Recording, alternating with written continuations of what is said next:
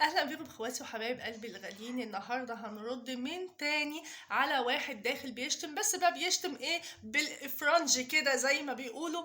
واحد اسمه محمود سليمان. زي ما انا حبيت ان انا اوريكم التعليق بتاعه. طب على ايه؟ نخش نشوف التعليق بتاعه احسن. الأستاذ المحترم محمود سليمان بيقول: If you are a decent woman, you are not going to video like that and allow people to see you. فأنا بكل أدب واحترام قلت له the answer will be in a video tomorrow. طبعا وللي شاف التعليق بالإنجليزي طبعا أنا حبيت إن أنا أترجم لكم التعليق. بيقول لي: إذا كنت امرأة محترمة فلن تقومي بنشر فيديو كهذا وتسمحين للناس برؤيتك. وأنا كنت بتكلم زي ما انتم شايفين عن قصة البيوت اللي اتخربت وطلاقهم. فانا مش فاهمه يعني ايه يعني ايه امراه محترمه فمش هتنشري فيديو زي دوت.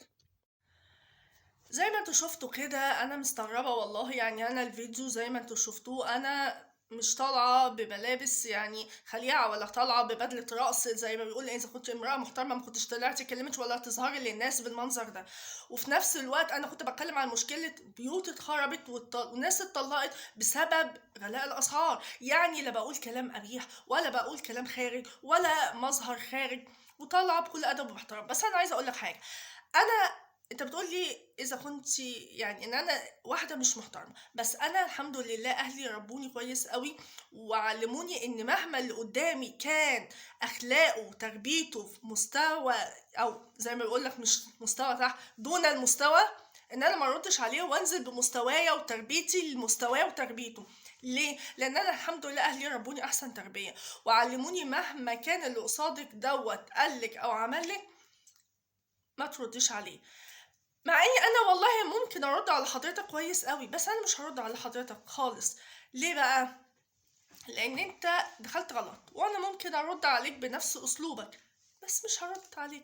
يعني انا نفسي افهم انت ليه كتبت تعليق زي دوت. ليه؟ ايه اللي انت شفته من الفيديو واللي انتوا ممكن تخشوا تشوفوا الفيديو بنفسكم وتشوفوا سواء يعني بالمظهر اللي انا ظاهره فيه او حتى الكلام او المشاكل المشكله والمشاكل اللي انا كنت عارضاها في الفيديو. فانت ايه وجهه نظرك ان انت كتبت اذا كنت ست محترمه كنت طلعتي واتكلمتي بالمنظر دوت، ولا ان انا غلطت؟ لا غلطت فيك ولا غلطت في حد، فليه طالع تكتب وتغلط فيا؟ يعني أنا الحمد لله انا فرحانه. عارف فرحانه ليه؟ عشان اخدت ثواب. انا قاعده ببيتي كده وفي اوضتي وتمام، وان انت جبت لي حسنه رايت عندي، فده ربنا يجعل في ميزان حسناتي. وانت بقى شيل وعبي يا عم من ذنوب ان انت بتخش بتغلط في الناس. انا ما غلطتش فيك ولا غلطت في حد، فانت ما تعتقدش ان انا مش هقدر ارد. لا انا اقدر ارد كويس قوي، بس ما انا بقول لك اخلاقي وتربيتي اللي اهلي ربهاني. فلا قالوا لي يعني ما تردش على اي حد مش محترم، او قال لي كلام مش محترم. ما تنزليش مستواكي لمستواه، عشان الناس ساعتها هيجيبوا اللوم عليكي انت. وخلي بالك انا عايزه اقول لك حاجه. انا على مدار يعني عملت القناه الحمد لله، يعني هي جابت مشاهدات كتير وعدت 1.5 مليون مشاهده. بس انا واجهت ناس كتير قوي كده هو زي حضرتك، وخلي بالك كان اكتر من كده. وهعرض حلقه من حلقات الناس. كان واحد برضو كده وكان بقى ده ماسكني فيديوهات ما كنتش اعرفه، وكان اسمه محمد فرايداي، وكنت بعلق عليه وهو كان يخش ويقول لي وكان بيقول لي كلام. وهعرض حلقه من الحلقات اللي انا رديت عليه فيها. ف...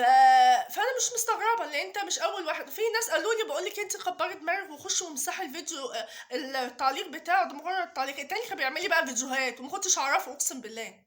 تمام. بس مش هرد عليه ولا حاجه. يعني هو لا ما كانش بيعمل لي فيديوهات محمد فرايداي ده لو حد تاني. لا ده كان بيكتب لي تعليقات بس كنت بطلع وارد عليه والحمد لله.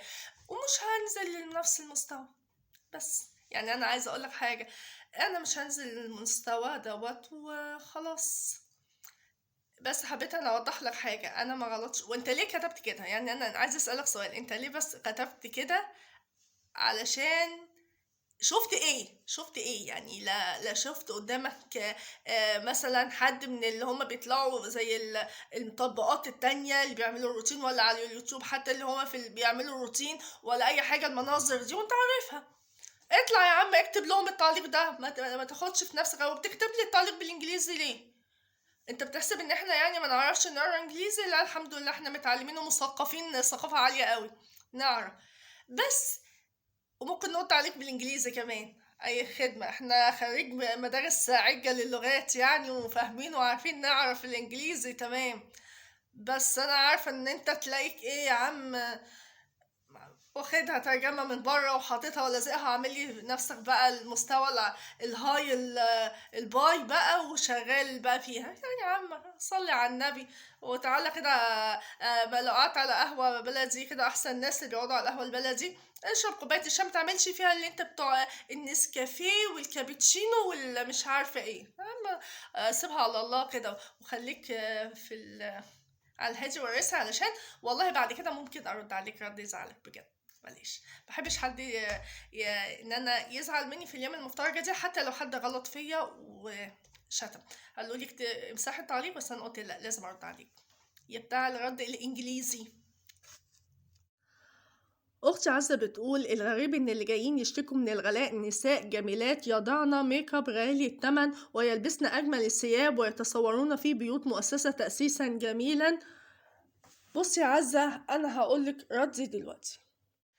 اما اختي عزه بقى المنتهى اللذة بتقول تعليق كده عسل ولذوذ قوي، بتقول انها بتستغرب ان اللي بيشتكي دلوقتي من ازمه الاسعار وغلاء الاسعار النساء الجميلات. بس انا مش عارفه والنبي عزه، هو انت قصدك عليا انا يعني من النساء الجميلات، ولا قصدك النساء الجميلات التانية؟ لو انا مدخلاني في وسطهم، انا بصراحه اي لاف يو، وبصراحه انا فرحانه جدا يعني، انا اللي انتوا شايفيني حلوه في نظركم. بس يعني، وهي بتقول اللي بيضعنا اغلى يعني بيلبسوا اغلى الملابس، وان هم بيحطوا ميك اب وكده. عايزه اقول لك حاجه يعني، المكياج والحاجات دي، انت لو بتتكلمي عليا وبتقولوا في شقق مؤسسه، الحمد لله انا ما قلتش ان انا في المستوى ان انا دون يعني ان انا تحت قوي ولا فوق قوي. انا قلت ان انا من الطبقه الوسطى، والحمد لله والدي الله يرحمه ويغفر له ويسامحه.